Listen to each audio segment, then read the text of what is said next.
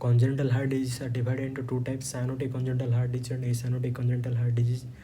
In acyanotic congenital heart disease, there is a presence of left to right sound. So what are the examples of acyanotic congenital heart disease? First is your atrial septal defect, ventricular septal defect, and patent ductus arteriosus. These are the acyanotic congenital heart disease in which there is a presence of left to right sound.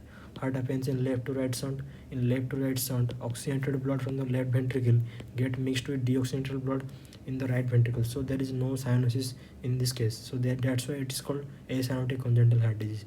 So ventricular septal defect is the most common acyanotic congenital heart disease. Now today our topic is ventricular septal defect. So VSD can be classified into four types based on the location of the defect present in the IV septum. So first we will discuss about muscular VSD. So you can see these are the defect present in IV septum. This variant is called muscular VSD. So muscular VSD is defect in lower part of IV septum. Defect in lower part of interventricular septum, and this is upon multiple defects, multiple small defect. You can see here multiple small defects. That's why it is called Swiss cheese. Looks like Swiss cheese, so it is called Swiss cheese pattern. Okay. And Swiss cheese pattern, why? Because variant with multiple defects. There are multiple small defects present in the lower part of the interventricular septum. This is called muscular ventricular septal defect. Now another type we have, that is called perimembranous VSD. Perimembranous VSD, this is the ventricular septal defect. It is present in the upper part of the interventricular septum and is the most common type. This defect present in upper part of interventricular septum. Suppose this is our heart, this is the upper part. If the defect present is here, it is called perimembranous VSD. If the defect present in the lower part of IV septum, this is called muscular VSD. Perimembranous VSD, and the perimembranous VSD, it is the most common type of ventricular septal defects. So in perimembranous VSD, there is defect in upper membranous part of interventricular septum. We have discussed two types. First we have discussed muscular VSD. Now we have discussed perimembranous VSD. Now what we left? We left with another type that is called subarterial VSD, also known as doubly committed VSD, or it is called subarterial VSD. So it is present near the artery. Here you can see the aorta. So this is present near the arteries, so it is called subarterial VSD. Below the aorta, so it is called subarterial VSD, or subpulmonary, or outlet because aorta is the outlet of left ventricle, so that's why it is called outlet VSD also. So first we have discussed muscular VSD, now then we got perimembranous VSD. Now doubly committed or subarterial VSD. So subarterial VSD defect is in the surrounding structures like aorta, pulmonary arteries. The defect in these area where the aorta and pulmonary artery originate, defect is in those areas. And since the defect is near the aorta, so it is also associated with defect in aortic valve. So it is associated with aortic regurgitation due to valve defect. Which valve defect? Aortic valve defect, because subarterial VSD is near the aortic and pulmonary valve. That's why it is also called doubly committed, because it's near both pulmonary trunk and aorta, and it is associated with aortic regurgitation due to defect in aortic valve. Now we have left with one type that is called inlet VSD. Inlet VSD means it is near the inlet. Here is the inlet. What is the inlet of right ventricle, left ventricle? That is the atrioventricular valves. So this is our ventricle. Inlet of the ventricle is the AV valve, and outlet is, this is called outlet VSD, because outlet of the ventricles are pulmonary artery and aorta. So this is present near the outlet. So this is called outlet VSD. This is present the inlet. Inlet means the atrioventricular valve. It's present near the atrioventricular valve. That's why it's called inlet VSD. So if it is near the atrioventricular valve, so it will be also associated with valve defect. Which valve defect? Atrioventricular valve defects. So inlet VSD is associated with defect in most commonly mitral valve. So inlet VSD associated with mitral valve defect, and outlet VSD is associated with aortic regurgitation or aortic valve defect.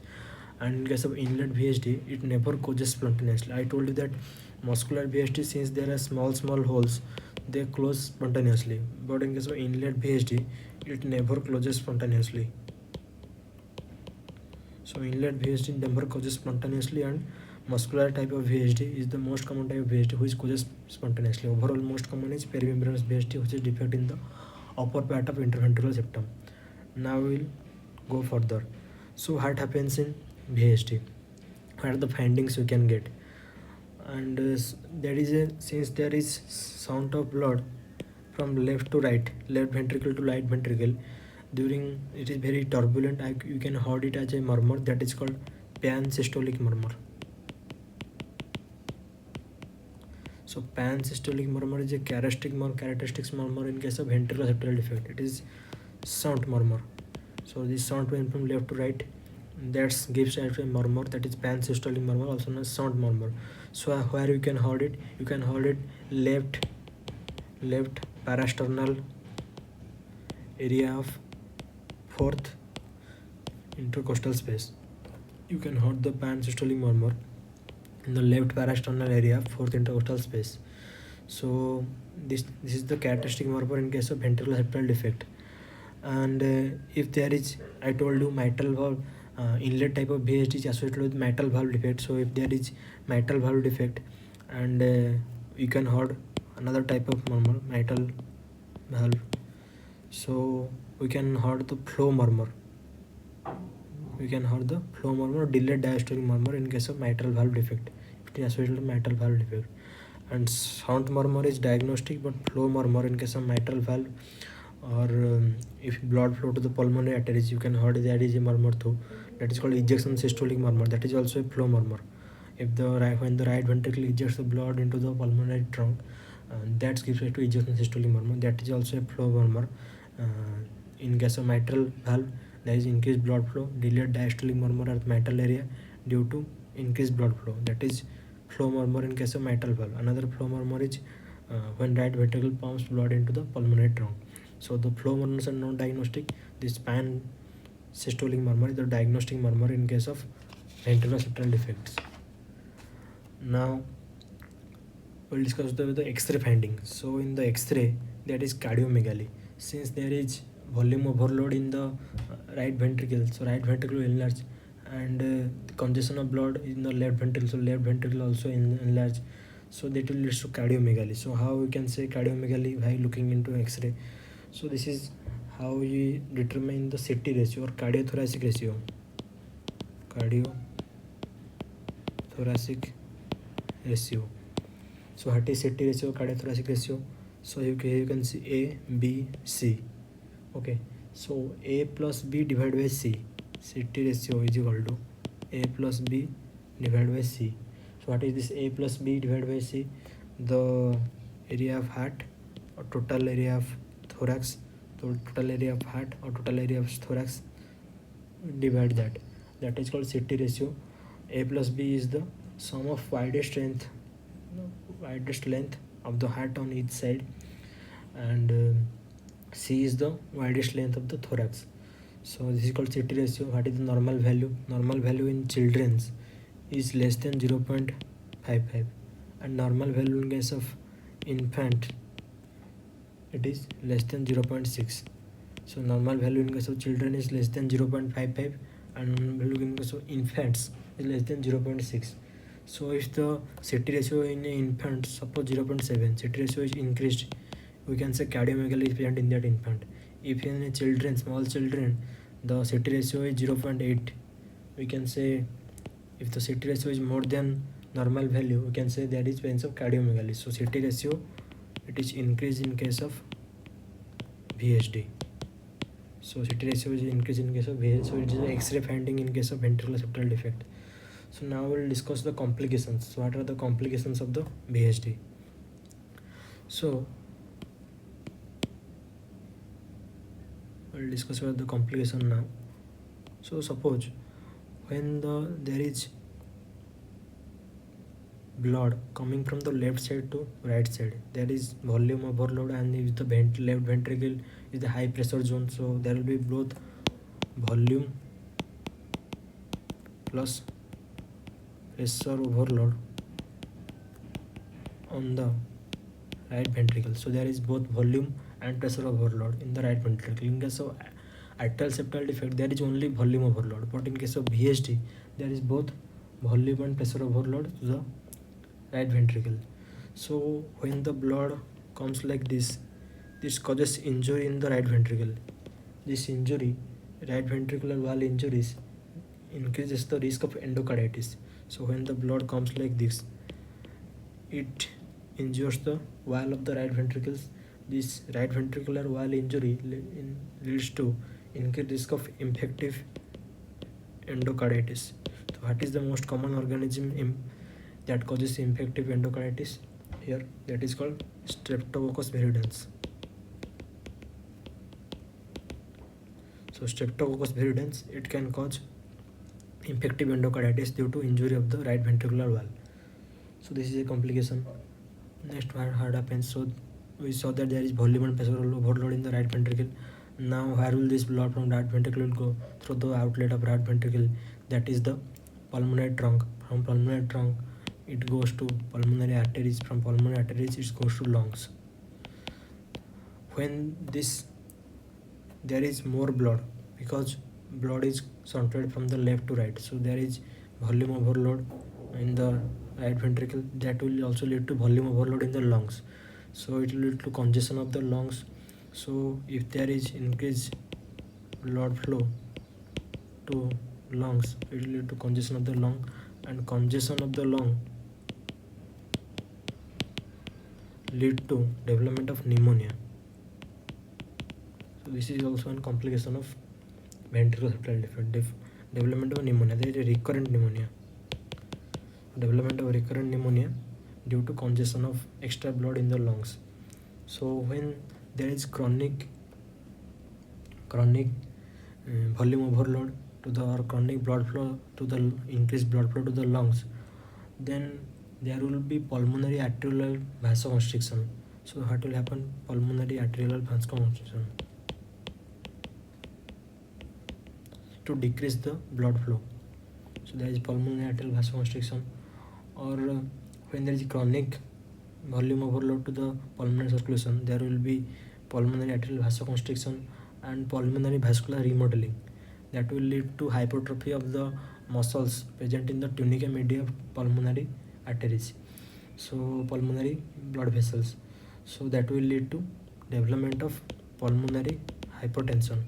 When there is chronic volume overload, subsequently there will be increased resistance to that blood, and there will be hypertrophy of the tunica blood muscles present in the tunica media of pulmonary blood vessels, and vasoconstriction that will lead to development of pulmonary hypertension. When there will be pulmonary hypertension, now what happens?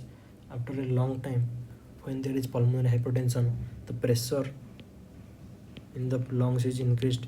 That will lead to pressure increase in the pulmonary trunk. That will also lead to increased pressure in the right ventricle. Now the right ventricle pressure is increased. So now what happened? There will be reversal of sound. Now the pressure of the right ventricle is more than left ventricle. So now what happens? Now the reversal of the sound happens. Now when the sound is reversed from right to left, it is called Eisenmenger syndrome. I discussed about it in the atrial septal defect, but most commonly Eisenmenger syndrome is seen in case of ventricular septal defect. It is a late complication of VSD, that is Eisenmenger syndrome. So what happens in Eisenmenger syndrome? There is sound reversal, and when there is pressure increase in the right ventricle, there will also be right ventricular hypertrophy, reversal of sound from right to left. Now what happened? Deoxygenated blood from the right ventricle goes to the oxygenated blood and goes and mixes with the oxygenated blood in the left ventricle. Left ventricle pumps those mixture of deoxygenated blood and oxygenated blood to whole of our body.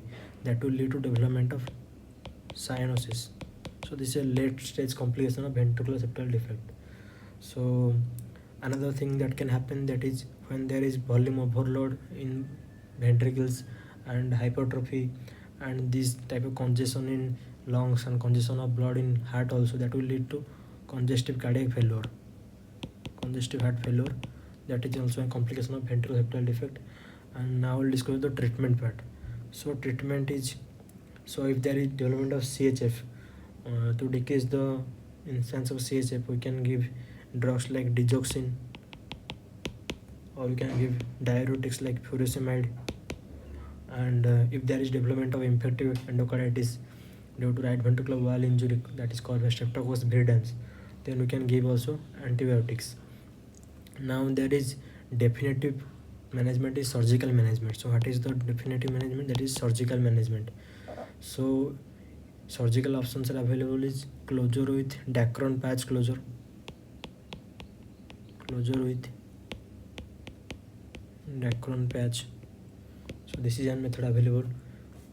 Another is percutaneous device closure, and this is percutaneous device closure. So what are the indication of definitive or surgical management? CHF is an congestive heart failure, is an indication of surgical options or definitive treatment. Another is QP is to QS. We discussed it in the ASD also. If the QP, pulmonary blood flow, is to systemic blood flow, QP is to QS ratio is more than 2:1. If the QP is to QS ratio is more than 2:1, that will also lead to, this is also an indication for explore surgical options. Another is associated with valve defects. I told you that outlet type of VSD associated with aortic valve defect. So if there is associated valve defect, that in that case we will also consider the surgical definitive treatment, that is closure by Dacron patch or percutaneous device closure.